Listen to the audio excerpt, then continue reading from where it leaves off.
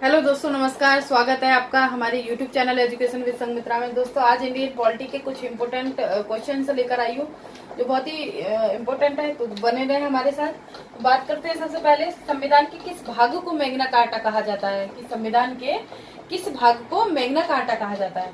तो part option देख लेते हैं।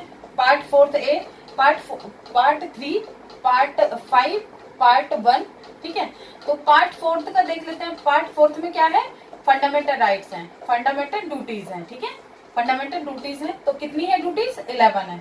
ठीक है, आगे देखते हैं पार्ट 3। ये भारत का मैग्ना कार्टा जो है वो पार्ट 3 को कहा जाता है। ठीक है, अब जो कि आर्टिकल देखते हैं इसका। आर्टिकल कितने से कितने तक है? 12 से लेकर 35 तक। ठीक है, 12 से लेकर 35 तक। पार्ट 5 में देख लेते हैं। पार्ट 5 में कार्यपालिका का वर्णन, कार्यपालिका इसमें वर्णन है कार्यपालिका का। कार्यपालिका जिसमें प्रधानमंत्री, राष्ट्रपति और संसद तीनों चीज जो है वो इसमें आ जाएंगी। आगे देखते हैं पार्ट 1। पार्ट 1 में क्या है? तो the union of state, Bharat राज्यों का संघ होगा। तो आर्टिकल कितने हैं? 1 से लेकर 4 तक हैं। आर्टिकल कितने हैं? आर्टिकल 1 से लेकर 4 तक है इसका। ठीक है, तो ये हुआ। अब थोड़ा सा हम डिस्कशन कर लेते हैं मैग्ना कार्टा। तो हमने यहाँ भारत का मैग्ना कार्टा, वो तो फंडामेंटल राइट्स को बोला जाता है। ठीक है, लेकिन मैग्ना कार्टा है क्या, ये थोड़ा सा जान लेते हैं। मैग्ना कार्टा जो है वो एक डॉक्यूमेंट है, वो रिटन डॉक्यूमेंट है जो कि किंग जॉन के द्वारा ये सामंतों के दबाव में बनाया गया था, है ना। तो क्या था वहाँ बहुत सारे लोग जो हैं वो लोगों के साथ शोषण कर रहे थे, अत्याचार कर रहे थे। तो उनको ध्यान में रखकर उन्होंने, किंग जॉन ने इंग्लैंड में 1215 में, कब? 1215 में ये डॉक्यूमेंट किया था। ये मतलब एक घोषणा की थी कि किसी भी तरह का किसी पर कोई भेदभाव नहीं किया जाएगा और उनके राइट को प्रोटेक्ट करने के लिए ये सबसे पहले डॉक्यूमेंट, रिटन डॉक्यूमेंट बनाया गया था। जो कि 1700, ये तो किंग जॉन थे। ठीक है, ये किंग जॉन थे। कहाँ के थे? इंग्लैंड के थे। किंग जॉन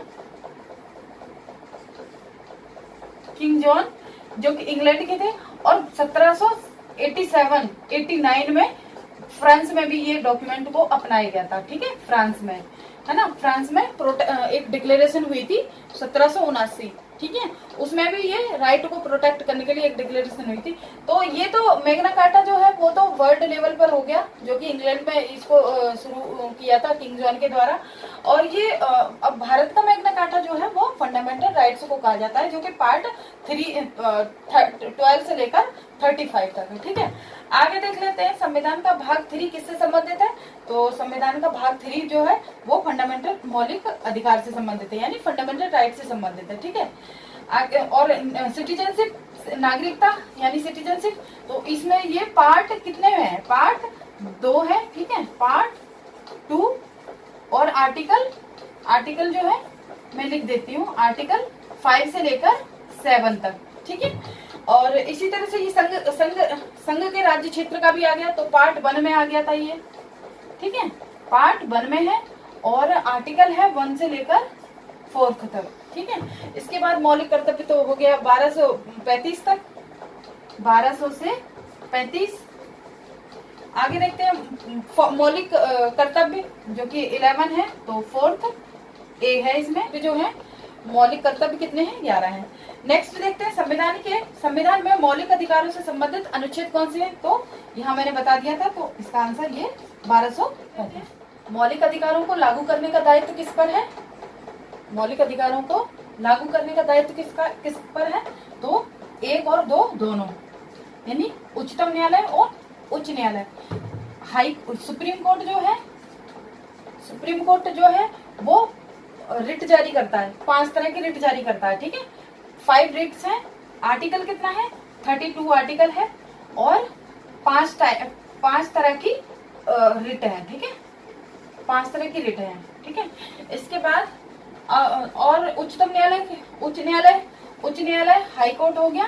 ठीक है, तो ये 226 के अनुसार इस राइट को प्रोटेक्ट करता है। ठीक है, तो ये आंसर दोनों हुआ। ठीक है, उच्चतम न्यायालय यानी सुप्रीम कोर्ट और हाई कोर्ट दोनों ही फंडामेंटल राइट्स को लागू करने का दायित्व जो है वो दोनों पर ही है। आगे देखते हैं मौलिक अधिकारों को निलंबन कौन कर सकता है। नहीं, मौलिक फंडामेंटल राइट्स को निलंबित कौन कर सकता है, निलंबन जो है वो कौन कर सकता है, तो कौन कर सकता है, राष्ट्रपति कर सकता है। ठीक है, आगे देखते हैं समानता का अधिकार कौन से अनुच्छेद में दिया गया है। तो समानता का अधिकार देख लेते हैं, आर्टिकल जो है और इसमें समानता का अधिकार ये है 14 से लेकर 18। ठीक है, आर्टिकल 12 में हम देख लेते हैं, 12 में क्या दे रखा है, 12 में राज्य की परिभाषा से संबंधित है। ठीक है, डेफिनेशन ऑफ स्टेट। आगे देखते हैं, तो 14 से लेकर 18 तक समानता, राइट टू इक्वलिटी हो गया। अब 19 आर्टिकल 19 से लेकर 22, तो ये क्या हो गया, राइट टू फ्रीडम। मैं लिख देती हूँ right to freedom, right to freedom. ठीक है, और ये definition of state, definition of state. ठीक है, और ये हो गया तो राइट टू इक्वालिटी। ठीक है दोस्तों, आगे देखते हैं 32, 23 और 24 किससे रिलेटेड है। 23 और जो है वो 23 और 24 जो है शोषण के विरुद्ध अधिकार। ठीक है, 2 अनुच्छेद जो है वो इसमें। भारतीय संविधान में नौकरियों का समान अवसर प्रदान किया जाता है ना, मतलब किस अनुच्छेद में ऐसा लिखा गया है कि नौकरियों में समान अवसर प्रदान करना। तो आर्टिकल जो है वो 16 है। ठीक है, 16 में कहा गया है, आर्टिकल 16 में कहा गया है कि राज्य जो है सबको नौकरियों में समान अवसर मिलेगा, यानी किसी भी तरह का कोई भेदभाव नहीं किया जाएगा, ना ही उसकी जाति क्या है, उसकी कास्ट क्या है, रंग क्या है, मतलब किसी भी तरह का कोई भेदभाव नहीं किया जाएगा। तो अनुच्छेद 16 में है ये। ठीक है, हम एक एक करके सबके बारे में जान लेते हैं। इसमें अनुच्छेद 18 में कहा जाता है उपाधियों का अंत। ठीक है, उपाधियों का अंत यानी, ठीक है, कि किसी भी तरह की कोई उपाधि नहीं दी जाएगी। उपाधि मतलब टाइटल से संबंधित कोई उपाधि नहीं दी जाती। उपाधियों का अंत हो गया। आर्टिकल 19 में हो गया मतलब स्वतंत्रता का अधिकार।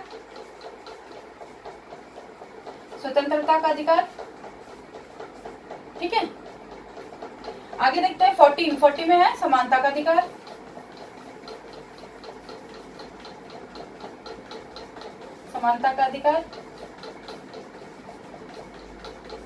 ठीक है, तो अब इसका आंसर ये हो गया, नौकरियों में समान अवसर जो है अनुच्छेद 16।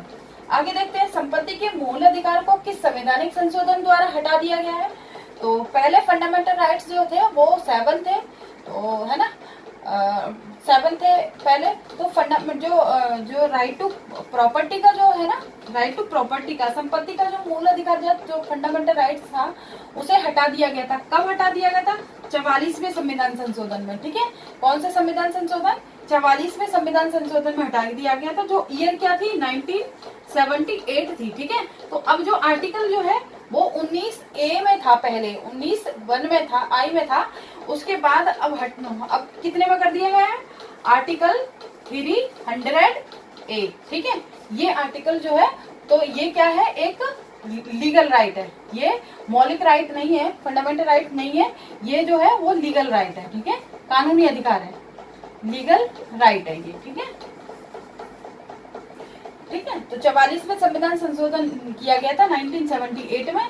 ठीक है, और आर्टिकल कितना है, तो कितने आर्टिकल में रख दिया गया है, तो 300A में है, और एक लीगल राइट है ये। आगे देखते हैं संविधान के किस भाग में राज्य की नीति निर्देशक तत्वों का वर्णन किया गया है। तो पार्ट 3 में तो फंडामेंटल राइट्स है। ठीक है, फंडामेंटल राइट्स है इसमें। पार्ट 4 में है, तो ये DPSP जो है वो DPSP यानी directive principle of state policy. ठीक है, तो आर्टिकल कितने हैं, 36 से लेकर 51। ठीक है, ये जो है वो डायरेक्टिव प्रिंसिपल जो है वो पार्ट 4 में दिए गए हैं, और अनुच्छेद 36 से लेकर 51 में। ठीक है, तो ये रहे कुछ इम्पोर्टेंट चीज। तो दोस्तों मुझे उम्मीद है आपको ये सेशन पसंद आया होगा, और अगर पसंद आया होगा तो हमारे चैनल को लाइक करें, शेयर करें, सब्सक्राइब करें। Thank you so much.